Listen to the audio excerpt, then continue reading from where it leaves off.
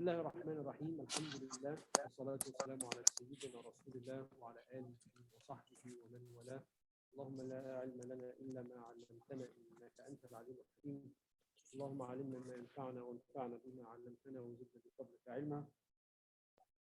قال المصنف رحمه الله ونفعنا بعلومه في الدارين آمين. الصلاة.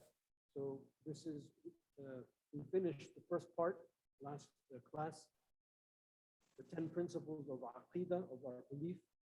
Now Imam al-Ghazali is going to go into the 10 principles of our outer works, outer actions, which will be things like the 5 pillars of Islam, plus other things like reading the Quran, etc. The first principle is a salah. We are on page 42 for those who are following the book. Allah subhanahu wa ta'ala says, وَأَقِمِ الصَّلَاةَ لِذِكْرِ, establish the prayer for my remembrance. The Prophet sallallahu alayhi wa sallam said, prayer is the religion's pillar. Know that in your prayer you are conversing with your Lord. Therefore look at how you pray. And be vigilant regarding these matters so that you may be from amongst those who guard and establish the prayer. Allah ta'ala only commands that prayer be established. He said, وَأَقِمِ الصَّلَاةِ, establish the prayer. And وَأَقِيمُ الصَّلَاةِ, all of you establish the prayer. He did not say merely pray, for example, Salli. He lauded those who guard the prayer, saying, وَالَّذِينَ يُؤْمِنُونَ بِالْآخِرَةِ يُؤْمِنُونَ بِهِ وَهُمْ عَلَى صَلَاتِهِمْ يُحَافِظُونَ. Those who believe in the afterlife truly believe in it, and they are vigilant about the prayer. The first matter in this is being vigilant about ritual purification by performing ablution well before the prayer. Performing ablution well is to carry out all of its recommended acts and the related remembrances for each part of it. Also make sure of the purity of your clothes, your body, and the water that you use for ablution, with a concern that does not allow the door of misgivings to open. For by whispering about purification, shaitan causes much time that could be wasted. So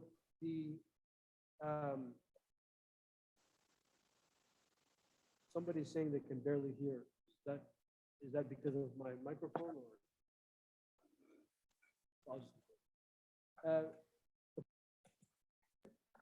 Is the preparation of the prayer, which is the wudu. And it's a very common teaching that the state of your wudu will dictate the state of your prayer.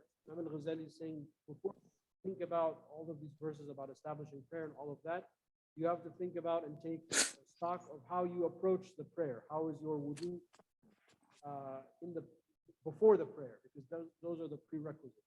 So doing all of the extra sunnah acts and all of the du'as involved, etc., that will ensure, because the wudu is an act of worship. It's not like just a mechanical thing. It is itself an act of worship. Know that the objective of purifying the clothes, the outer covering, and then purifying the body, the covering that is close to the heart, is to purify the heart, which is the inner seed. Purifying the heart from filthy characteristics is the most important purification, as we shall mention in part 3. So when you wash for prayer, you're washing the outside, and then you have to make sure that your clothes are pure, that there are no filth on it. So Imam al-Ghazali is saying, notice how you go from the outside to the inside for purification, so that when you stand to pray, you are certain that you have gone through those steps of purification. And of course, the purification of the heart we'll get to later. However, it is not far-fetched that the shining light of outer purification also has an effect on the heart. Indeed, if you perform ablution well and are conscious of your outer self's cleanliness, you find an expansion of your heart and a clarity therein that you did not find previously. That is because of the secret relationship between the sensory world and the spiritual realm. Okay, so this is one of our principles, that the physical world, how we function in the physical world, impacts our spiritual life.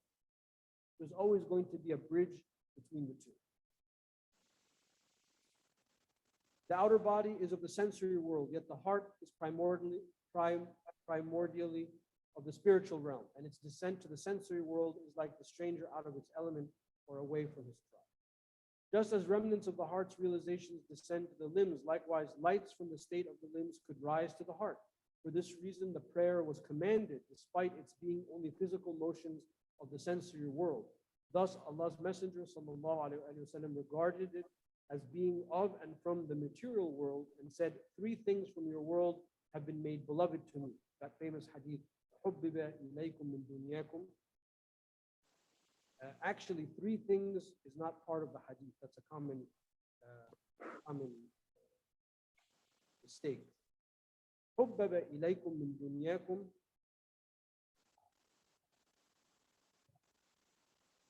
حُبِّبَ إِلَيَّ مِن دُنْيَاكُمْ الطيب الصلاة والطيب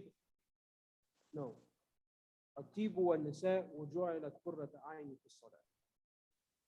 What has been made beautiful to me from this world, perfume and women, and the apple of my eyes, وجعلت قرة عيني في الصلاة, and the apple of my eyes has been in the prayer. That is the wording of the hadith. That's not our subject matter right now.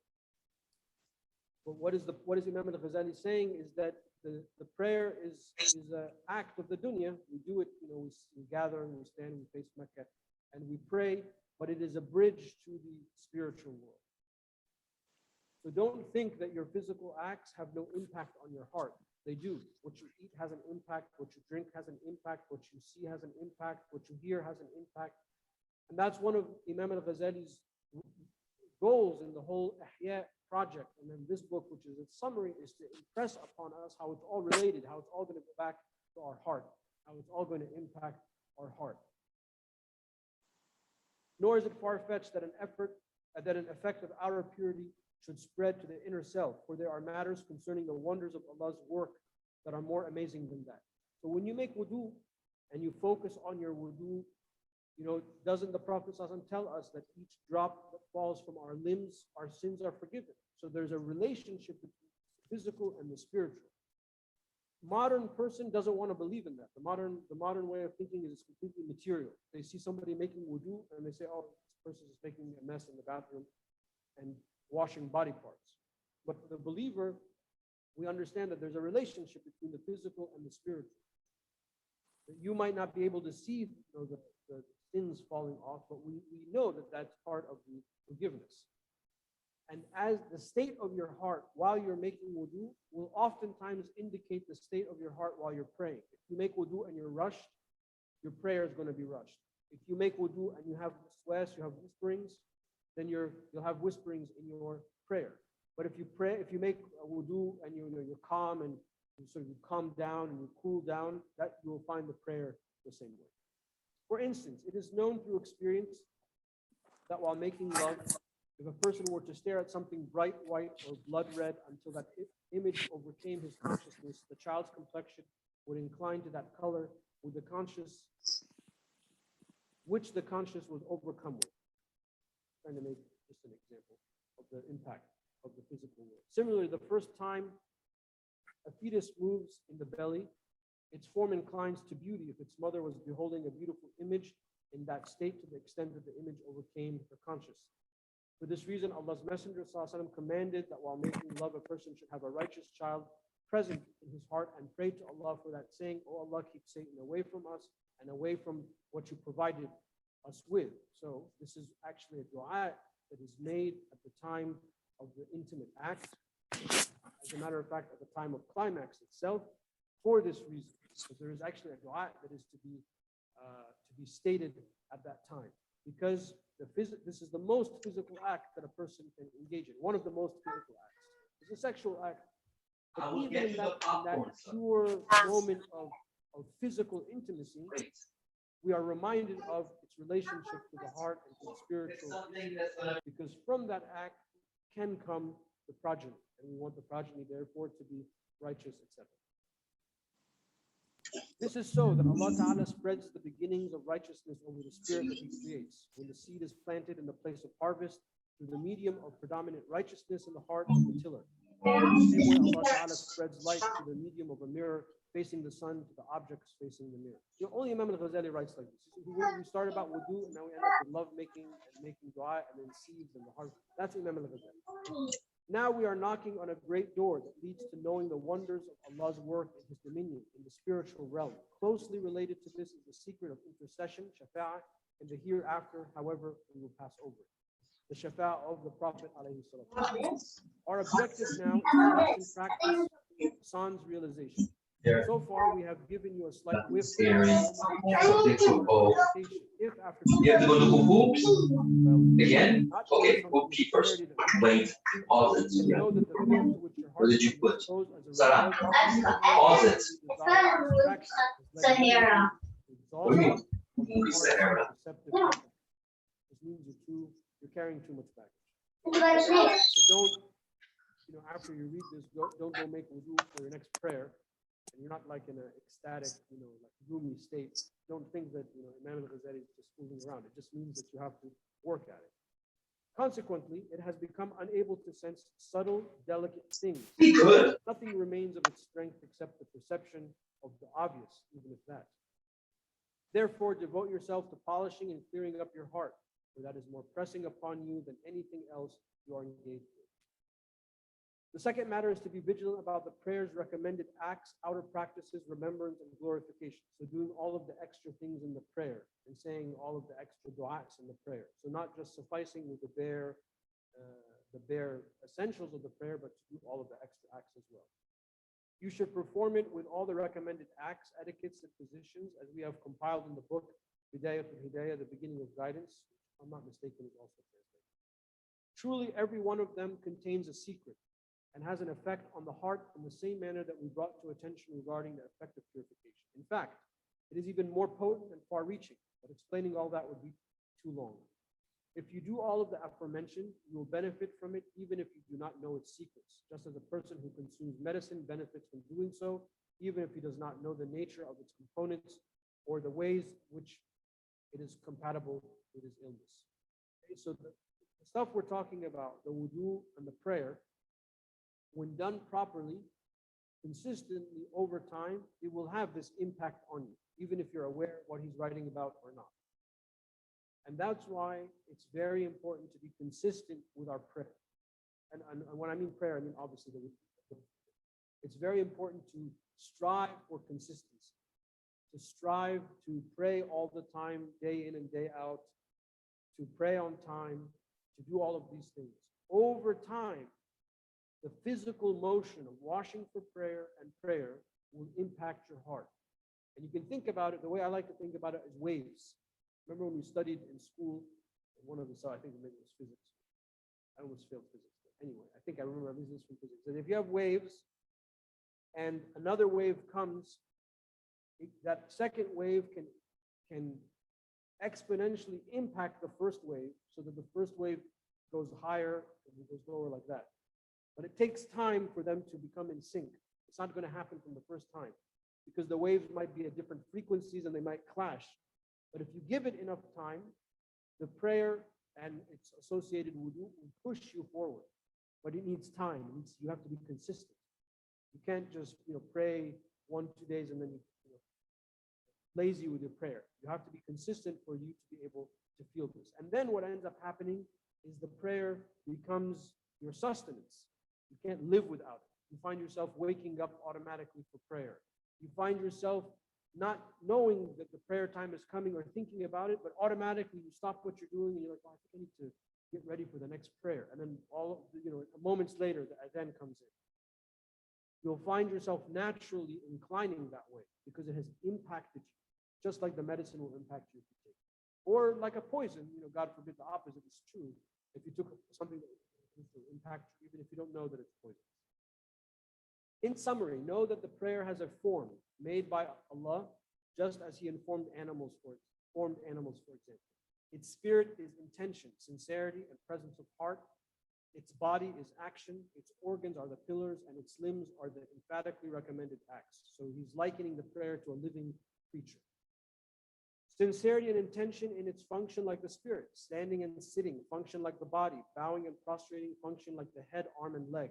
And perfecting the bow and prostrating with repose, meaning pausing.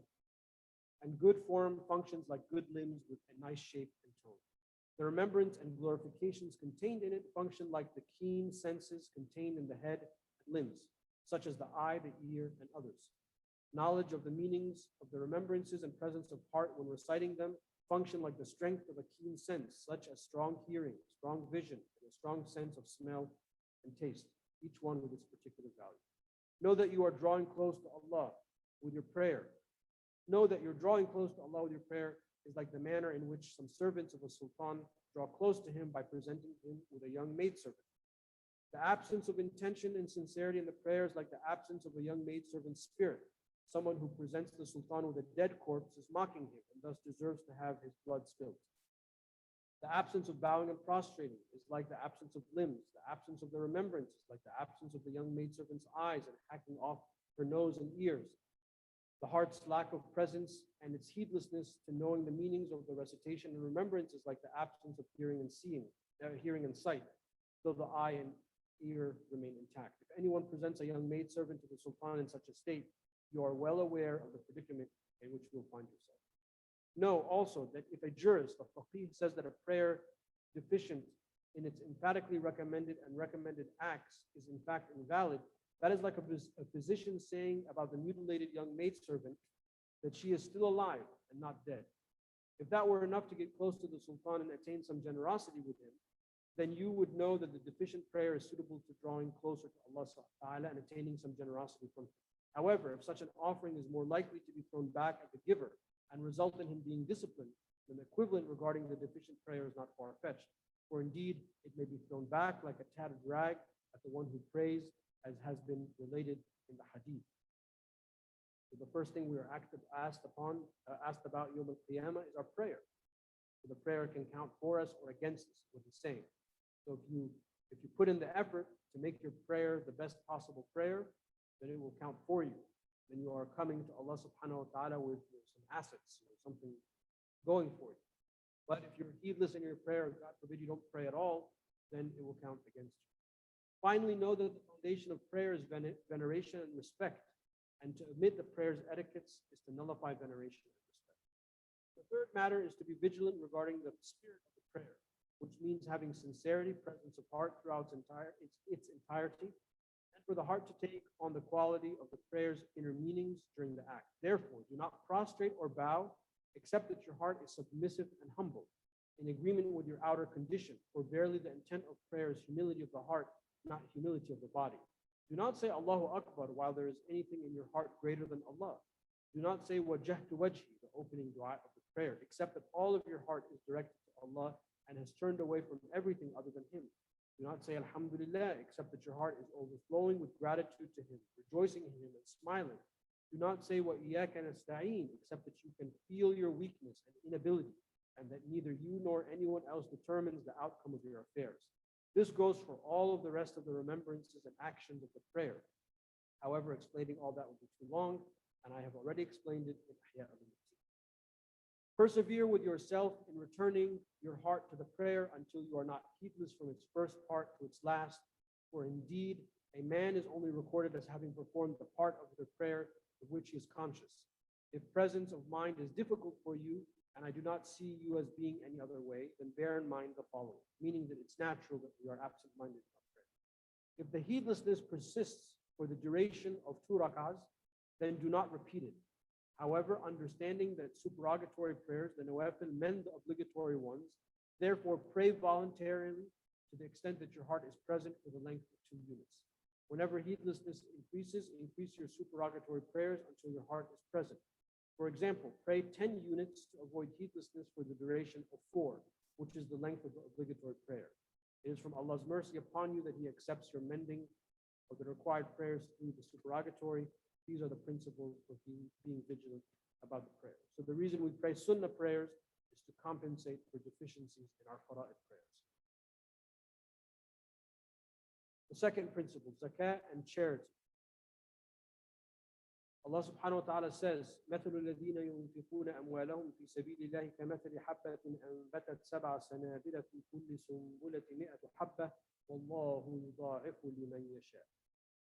Allah's Messenger said, sallallahu alaihi wasallam, most are destroyed except he who has proclaimed such and such reward through giving their wealth. Know that spending wealth for charity is one of the pillars of the religion, the secret of accountability for one's wealth, which is according to the amount connected with the welfare of countries and people, and warding off need and poverty, is that wealth is loved by the creation, whereas they are commanded to love Allah. In professing faith, they proclaim their love for Him, hence giving of their wealth was made into a gauge for their love and a test of the truthfulness of their claim. Indeed, all beloved things are sacrificed for the sake of the greatest of lovers in a person's heart. In this regard, people are divided into levels. So we love our material possessions, we love our wealth, but do we love Allah Ta'ala more? Because Allah Ta'ala asks us to give and to give generously. So a sadaqah to burhan, as the Prophet said, sadaqah is a proof of your faith. Of course, sadaqah is to give blindly and with no set amount, and zakah is something that is specifically stipulated with specific conditions. The first level, the strong, those who spend everything they own and save nothing for themselves. These people are truthful about the love that they promised to Allah. Such was the case of Sayyidina Abu Bakr radiallahu anhu when he came with all his wealth, to which Allah's Messenger sallallahu alaihi wasallam said, "What have you left for your family?" He replied, "Allah and His Messenger sallallahu alaihi wasallam." This was in the Hijjah. Sayyidina Abu Bakr radiallahu anhu had given all of his wealth to make the Hijrah. And he left nothing, no physical money. And the Prophet said, "What did you leave your family?" He said, "Allah and His Prophet." He ﷺ also said to Umar radiallahu anhu, "What have you left your family?" He replied, "The like of what I came with." Then Allah's Messenger ﷺ said, "The difference between the two of you is the same as the difference between your two statements." So these are people that gave without fear and gave having 100% reliance on Allah subhanahu wa ta'ala. The second level, the moderates, those who are not able to remove their hands from wealth in one gesture, however, they do not keep it for the sake of luxurious living. Rather, they keep it in case of a needy person's plea. They are content with an amount that enables them to worship, and when another's need is evident, they hurry to fulfill that need. They do not limit their giving to the required amount of zakah. Their primary goal in abstaining from spending on themselves is to wait for another's need to fulfill it. The third level, the weak, those who limit their giving to paying only the required zakah, nothing more, nothing less. These are the degrees of giving. Everyone gives according to the degree of their love of Allah. I do not see you as being able to give at the first or second level. Therefore, preserve until you get past the third level and reach the lowest level of intermediate giving. Slowly yet gradually increase your giving in excess of the requirement, for sufficing with merely what is required is the definition of a miser. Allah Ta'ala says, "إِن يَسْأَلْكُمُهَا فَيُحْفِكُمْ تَبْخَلُونَ." If He were to ask for you of your wealth and press you, you would withhold it. That is, He probes you for it and you are stingy. Okay, so His way of, He's like, okay, obviously the first two levels are very difficult. So give a little bit more than is obligatory and slowly increase. Small steps. Therefore,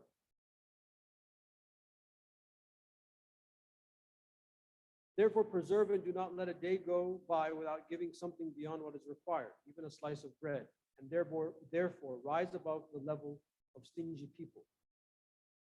So small steps. He's not saying, wait, do this once a month, once a year, but for example, every time you come to the mosque, think, okay, my new habit is every time I come, I'm going to put something in the box, $1. It doesn't matter what it is, change, loose change, but you get into the habit of giving a little bit.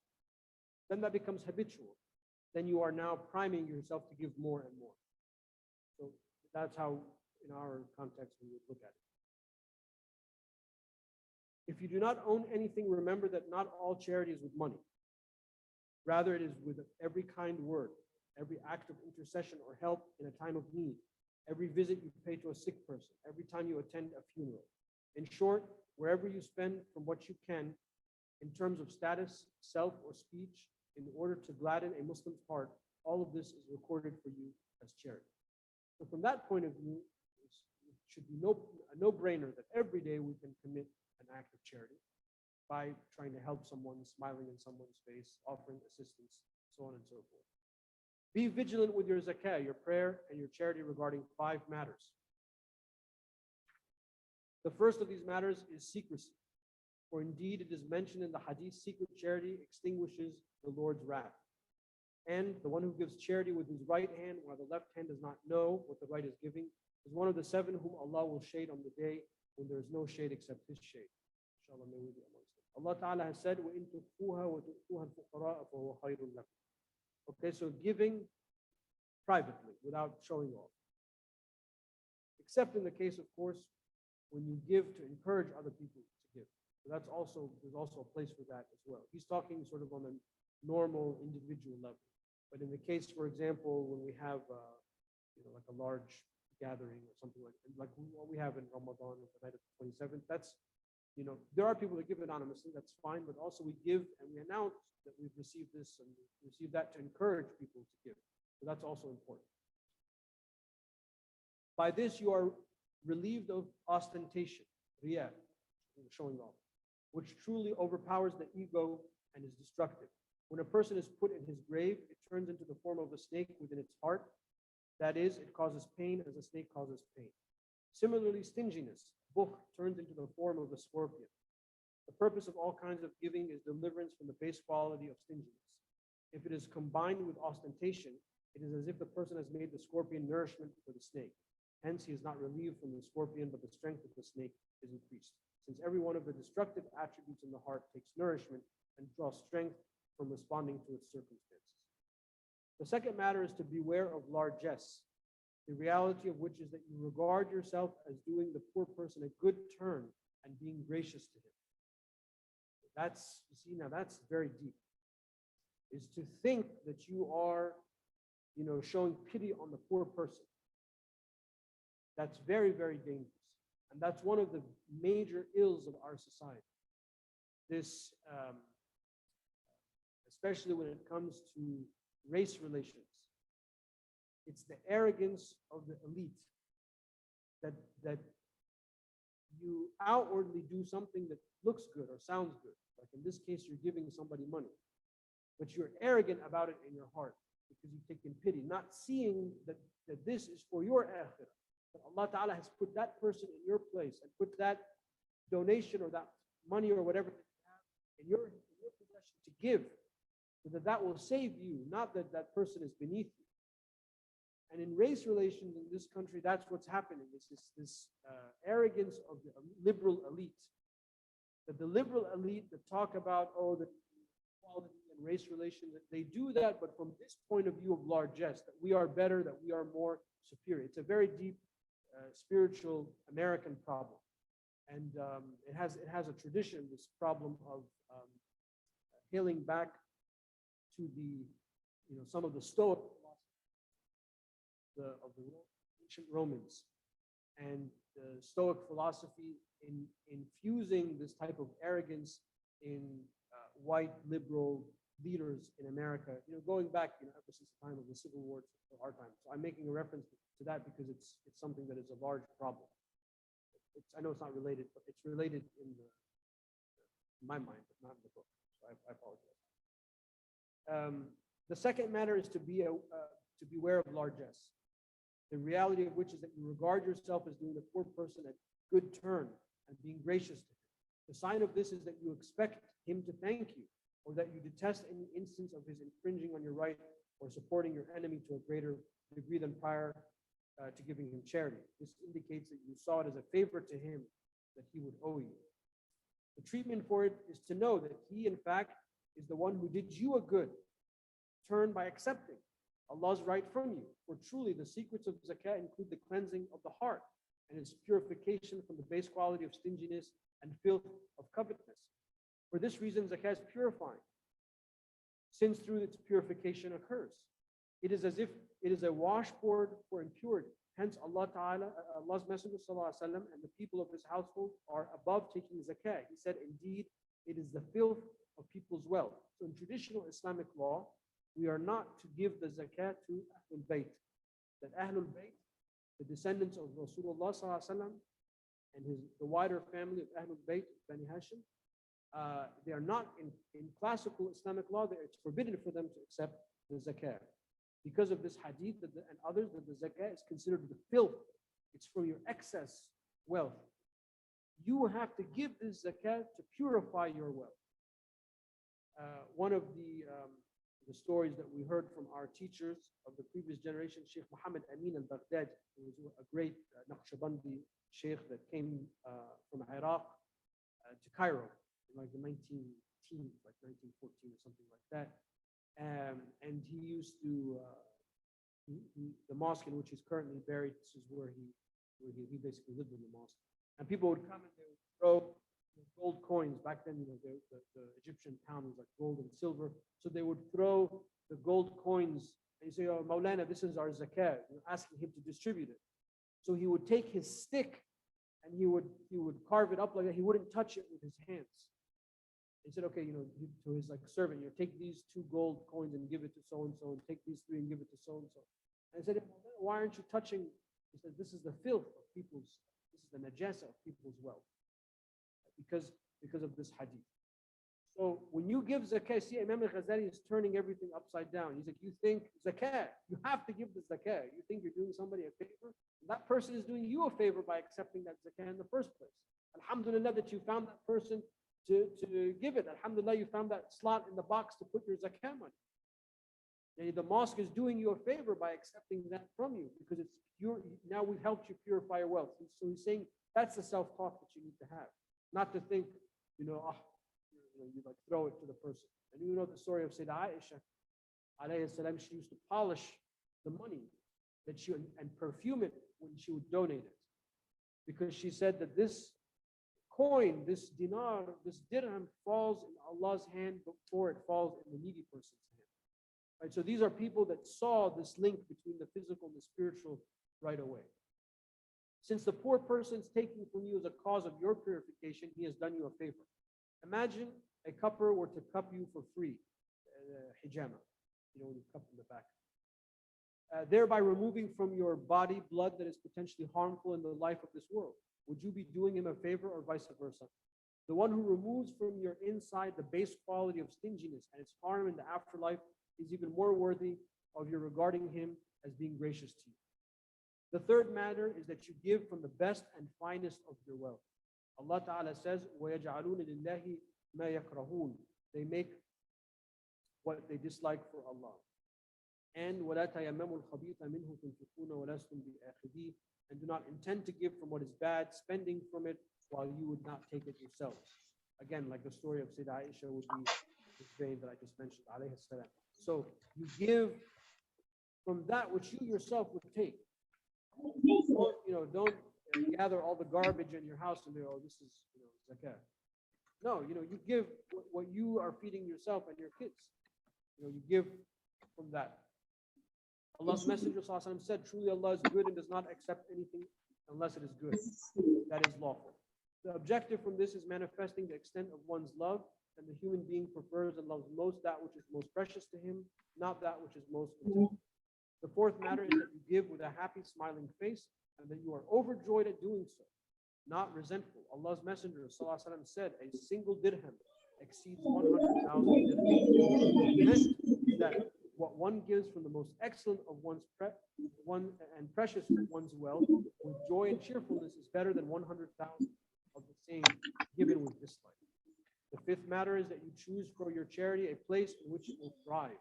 This could be a God-fearing scholar who uses it in obedience and mindfulness of Allah subhanahu wa ta'ala, or the righteous relative with a family to provide for. If these qualities do not occur together, then charity thrives when they are present individually as well. Deferring to righteousness is the foundation of every matter.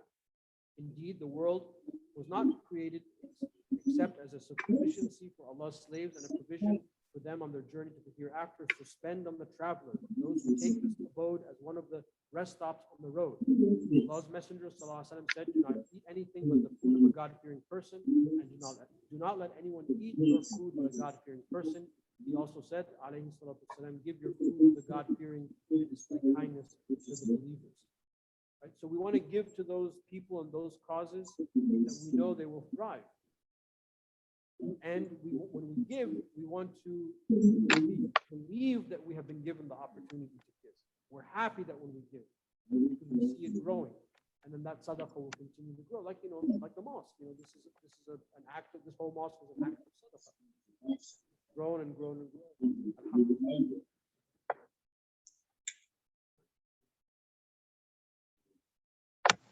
We'll try to get through fast. The third principle of siyam, fasting. Allah's Messenger ﷺ said, Allah Ta'ala says every good deed is rewarded with 10 of its like, multiplied by up to 700, except fasting, for verily it is for me and I reward it directly. He also said, alayhi salatu wasalam, everything has a gate, and the gate of worship is fasting. Fasting is singled out with these distinctions on accounts of two matters. The first of them is that it is essentially an act of abstention, which is practiced secretly. No one is aware of it other than Allah Ta'ala, unlike prayer, zakah, and other forms of worship. Second, even if you give money privately, at some point somebody knows that you gave it, i.e. the person who you gave it to. But fasting is truly when we break our fast, you could have been chomping on a Big Mac before we came to the mosque for iftar. We don't know.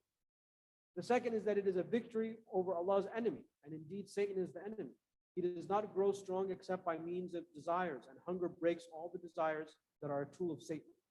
For this reason, Allah's Messenger ﷺ said, verily Satan flows through the son of Adam like the flow of blood. So tighten the paths of Satan with hunger. This is a phenomenal hadith. The Prophet ﷺ is talking about blood circulation. Probably the first person in human recorded history to do so. Satan flows in your blood, he said. You have to restrict it. How do you restrict that flow? By being hungry. Eating less in general, but also through fasting. It is also the secret of his statement, sallallahu alaihi wasallam, when Ramadan arrives, the gates of paradise are open and the gates of hell are closed, devils are shackled, and an announcer calls, O seeker of good, come forth. O seeker of evil, desist. Which is why when you mess up in Ramadan, that's you. Right? So all of the shayateen are locked up, but your nafs is not locked up. So if you mess up in Ramadan, that's on you. Know that fasting is relative to its amount at 3 levels and relative to its secrets at 3 levels. Imam al-Ghazali likes levels. As for the levels relative to its amount, the least of them is fasting, limited to the month of Ramadan, and the highest of them is the fast of Dawood alayhi salam, which is that you fast for a day and break your fast the next day. That's much harder than fasting the whole year. You read about people who have fasted the whole year. For people that fast, you think, oh wow, mashallah. But once you get into the groove, khalas, you just end up, night becomes day and day becomes night. But the fast of Sayyidina Dawood is tough. Because today I'm not fasting, tomorrow I'm going to fast. And then I'm going to fast and I'm not going to fast. You have to break it, so it kind of messes up that's the tough fast. It is reported in a rigorously authenticated Sahih hadith that this is better than fasting all the time, and that it is the best fast for the reasons that I mentioned. So the fast of Dawood is the highest level of fasting, not fasting continually all the time. Its secret is that for a person who, not that I'm worried that any of you are considering fasting for the whole year, I know that, but and I'm speaking to myself as well. Its secret is that for a person who fasts all the time, fasting becomes normal. See, subhanAllah, you said what I just said. Thus, he does not feel its breaking impact within himself, or clarity in his heart, or weakness in his desire. Truly, the self is only affected by what is thrust upon it, not by what it is conditioned to. So I remember when I was studying Buddhism, I think it was the Theravada Buddhists, the monks who they fast, all the time. From the point of view, I think from noon of every day till the next morning they fast. So they eat in the morning, and I think with their begging bowls. And I remember I was like, wow, that's pretty intense. Until I read this about Imam al-Ghazali, I was like, okay, it's actually not that intense. It's like kind of like a camouflage because you get used to it. What's hard is to break your fast and fast. Anyway, this is not far-fetched, for indeed physicians also prescribe the habitual consumption of medicine. They say that anyone who does so habitually will not benefit from it if they get sick, because his body is accustomed to it and therefore not affected by it. Know also that the medicine of the hearts is very much like the medicine of the bodies, which is why Imam al-Ghazali and other Sufi writers talk about medicine frequently, because it makes sense. It's an easy metaphor. This is the secret of the statement of Allah's Messenger ﷺ to Abdullah ibn Amr radiallahu anhu when he was asking about fasting. The Prophet ﷺ said, fast a day and break your fast another day. Amr said, I can do better than that. So he ﷺ said, there is nothing better than that. See? So he thought that it was quantity. No, I can do more. I can fast every day. The Prophet ﷺ said, that's not the best way of fasting. It's to break and fast, break and fast. For the same reason when it was said to Allah's Messenger ﷺ, so and so fast all the time, he said he has not fasted nor has he broken his fast. He kind of criticized that act. This is like when Sayyidah Aisha alayhi salam said to a man who would recite the Quran mumbling, this person has not recited the Quran nor has he been silent. As for the middle level relative to the amount of fasting, it is that you fast for a third of the time. Whenever you fast Monday and Thursday, along with the month of Ramadan, you will have fasted 4 months and 4 days out of the year, which is in excess of a third. However, it is impossible to avoid breaking, that is not fasting one of the days of Tashriq, which are the 11th, 12th, and 13th of Dhul Hijjah, in which case, because those are days that we do not fast, in which case the excess will be 3 days. It is also conceivable that one breaks the 2 Eid days, making 3 days, in which case the excess would be 1 day. Think about the calculation and you will know that this is the case. Your fasting should not be less than this amount, for indeed it is easy on the self and its reward is abundant. As for the levels of its secrets, they are 3. The lowest of them is for a person to limit abandonment to food items without his limbs abandoning foul deeds. You fast from food and drink, but you do all the other haram stuff. That is the fast of a general person, and it brings them contentment in name only. The second is that you add to this the abstention of the limbs. Thus you guard your tongue from backbiting, the eye from looking askance, and likewise the rest of the body parts. This is the fast of the elite. The third is that you add to that preservation of the heart from thoughts and whisperings, limiting to the remembrance of Allah subhanahu wa ta'ala. This is the fast of the elite, which is the perfect fast. Right? So in Ramadan, you can fast by not eating, but you can curse people and cuss and do this and do that. And the Prophet ﷺ said the person that does that, at the end of the day, all they gained is that they were hungry and thirsty. But when you fast, the fasting from food and drink should trigger your other limbs and other senses from fasting as well. And then the fast of the limbs should also trigger the heart to fast as well, as much as possible. And if you do that and you practice that throughout the month of Ramadan, your Ramadan will be completely different, or your fasting in general, if it's not. Finally, fasting has a seal by which it is completed. It is that a person breaks fast with undoubtedly permissible food and does not eat excessively, compensating for what he missed in the morning by combining 2 meals at once. Doing so will cause his gut to become heavy and strengthen his desire, whereby the secret of fasting and its benefit is nullified. This leads to laziness with the night vigil prayer, the Hijjah, and perhaps him not waking up before the Fajr the next day, all of which is a great loss that perhaps the benefit of fasting cannot balance out. Right? So if you want to fast and you break your fast, obviously you have to break your fast on the halal, but also he's saying you can't eat all of the meals that you missed when you break your fast, because then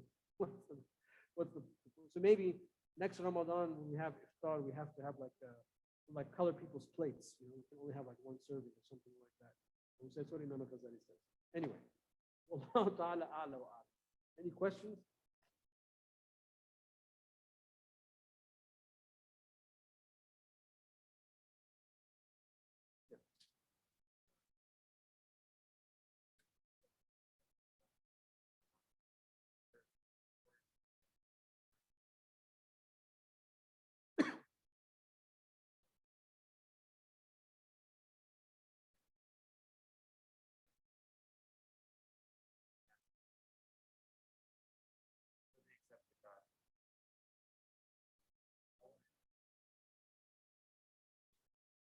So if you go to my website, you'll find an article called Thoughts on Zakah. And one of the issues I discuss in the article is this issue, which is what does the category fi sabilillah mean that is mentioned in Surah At-Tawbah as one of the categories for the distribution of zakah. The verse, or that category rather, is traditionally understood as people that are waging war fi sabilillah. The idea being that there is no standing army, or there might not be a standing army, or there's a city that's being besieged, and they need supplies, and so that's one of the categories for this. That's what is traditionally understood. All of the commentators of the verse, fi sabilillah. Now, the argument amongst the ulama is fi sabilillah. Is that only fighting? Obviously, a legitimate warfare. I mean, that goes without saying. I'm assuming that when I answer the question. Is that only fighting with physical weapons, or can there be fighting or defense through other means, such as the tongue? al-lisan. And there is amongst the ulama a legitimate debate, even though it's a minority opinion, but there is a legitimate debate that says that fi sabilillah can be through other means. So many Muslim institutions in the West, particularly, or in minority cases like us, they adopt this position that it is permissible to give in zakat under this category if indeed these institutions are necessary, et cetera, et cetera. And what I argue in the article, I mean, I just lay out the argument that it's legitimate interpretation. It's not like it's just made up. But every institution has to ask itself honestly if it is providing this necessary service or not. And that's on, I think, the community to decide. But it certainly is, there's precedence for that. It's not like it's just made up.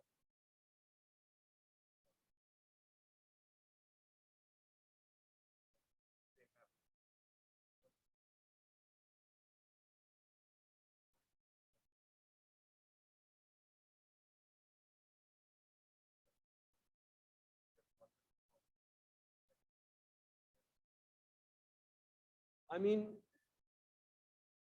people have to carry out those services. So there's nothing, and one of the categories of the zakat is for people, al-amilin alayha, the people that distribute the zakat themselves, they are paid through the zakat funds as well.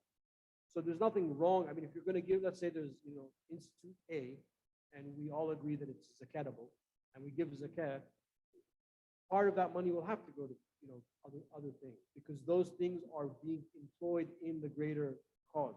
In other words, as long as those things, as long as the cause of the organization can't be carried out except through those means, then that's all. I wouldn't go more detailed of that.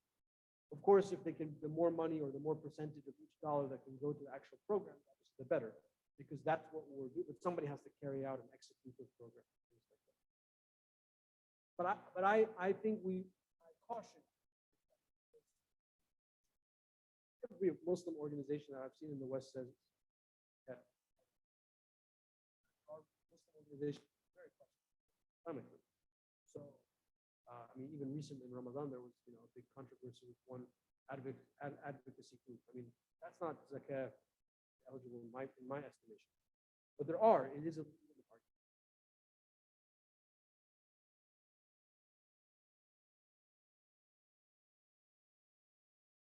what?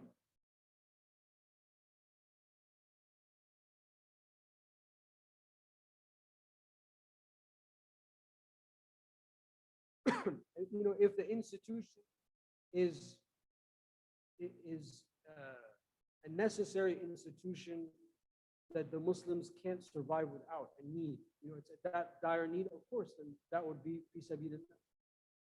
Because that's, where we have no one to fend for us except ourselves. We only have ourselves. So who's going to teach our children Islam? Who's going to teach them the Quran? Where are we going to gather? So these do become existential issues, and then it's permissible. Someone asked, how can we prevent our prayer from being habitual? Of course, prayer is always beneficial to us, but how can we prevent it from being mundane, like fasting every day? Habitual in the sense of mundane, not in the sense of routine practice. Well, by implementing what Imam al-Ghazali is talking about, which is starting with the wudu, starting with the preparation for prayer and being mindful in the wudu, being mindful and slow in washing the limbs and doing the limbs completely, and not rushing and not having the water gush everywhere and you do your wudu in 10 seconds, but to take your time and to understand that this is where your relationship or where the prayer begins. It begins when you turn on the faucet to make your wudu. By doing that, every time you train yourself to be mindful of the act as an act of devotion to Allah, it's a part of the prayer, and inshallah that carries itself to the prayer. The other thing is to learn all of the sunnah acts of wudu and prayer and all of the extra du'as that are said in prayer. So Imam al-Nawawi has a great book called the Book of Remembrance, of God, which is translated into English. And you can see the section on wudu. You can see all of the sunnah. Just learn them. Take one at a time and just learn them all, as many as you can, because sometimes there's too many. so that your prayer then becomes augmented. Your wudu becomes augmented because you're adding all of these du'as to them. I remember when I was in California, I studied for a brief time with Sheikh Saleh, who is a Mauritanian scholar who lives in San Francisco. And seeing how he made wudu, he made wudu like the way that's like written in the book. He had like a little of water, and he like would sit on his haunches on a stool. And seeing him made wudu totally revolutionized my understanding of wudu, because I've never seen anyone make wudu like that before. I've make wudu. But he was making wudu. I remember when we would wake up for Fajr, and he would start reciting his juz, memory, reviewing his juz while he was making wudu. So by the time he finished his wudu, he probably had read like maybe a hizb, so like half a juz. It's just 10 pages of Quran. So that's not how we make wudu. You know, you make wudu, done. You know, kind of like walk into the car wash and walk out. So there are ways to make, and you can see videos online of like people in the desert how they make. I'm not saying you have to do that. Of course, when I came back from California, I thought that's what I had to do. So I might be so crazy. But the point is that the wudu can, that's a very calming, act that he was performing when I saw him. And then when I went to Mauritania, they all make wudu like that, or at least all that stuff that I met, they all make wudu like that because there's no running water. So it forces you to be economical. It forces you to think. It forces you to, to make sure that the water is everywhere. And when you finish it and you make dua, you've already performed this act of worship, and now you're going to stand and pray. So learning to slow down and be mindful, starting with the wudu, number one, and number two, learning all of the sunnah, or as many of the sunnah du'as and extra acts as possible. That's what I would say.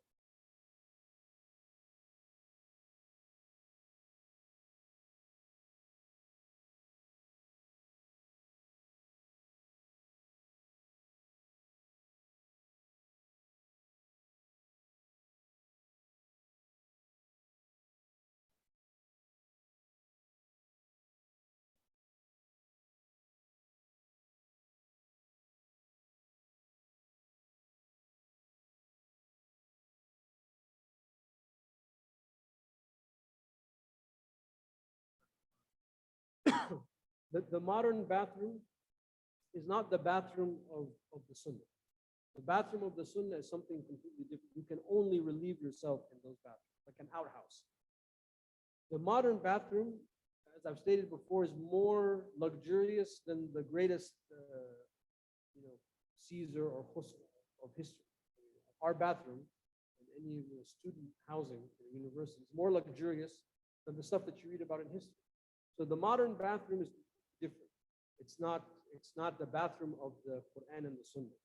It's like a new construction. It's clean. There's plumbing water.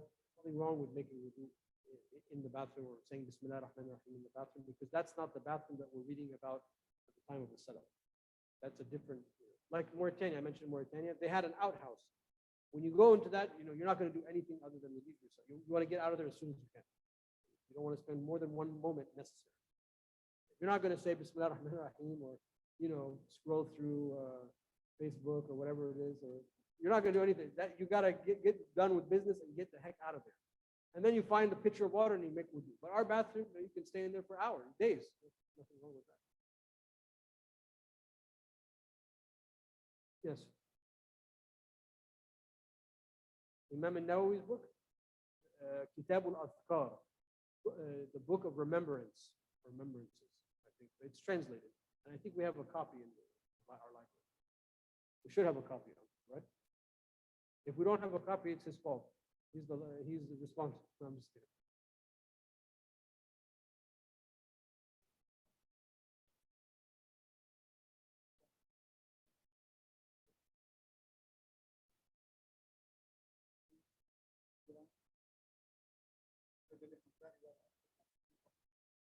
Okay. Okay, good. That's a great book. Imam Nawawi's book is a great book because he gives you all of the du'as that the Prophet ﷺ said for basic. You want to know, what do I say when I go to a funeral? What do I say when I'm sick? What do I say when I have kids? What do I say to protect my kids? You find that that's like an encyclopedia of du'a in one volume.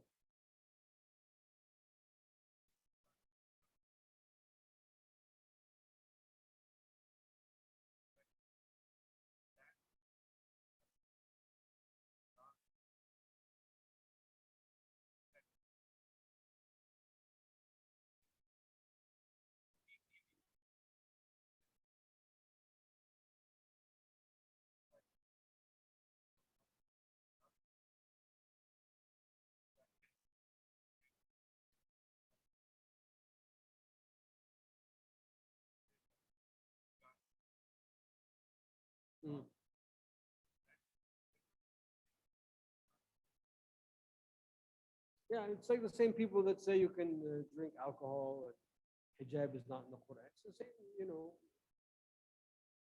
Look, if you don't want to be Muslim, you don't have to be Muslim. It's not, you don't, I mean, that's fine. You know? It doesn't, but there's no, you know, no sweat off my back. I mean, we have so many Muslims, you know, if we lose a couple, it's not, we're not going to cry. But I don't know why people have to change things around. If you don't want to be, if you don't want to pray, don't pray. But don't say, oh, it says in the Quran. That's like saying, wailul lil musallin. Woe to those who pray. So I'm not going to pray. That's what Allah says. Woe to those who don't pray and they're absent-minded. That you have to pray. You know, inna salata kanat ala al-mu'minina kitaban. The prayer has been established in its times. We have to pray in those specific times. You know, because I pray in my heart. Okay. Hopefully, yeah. Hopefully that will help you. But I'm going to pray the normal way too. Any other? It's Maghrib time? For sure? We can pray Maghrib in our heart.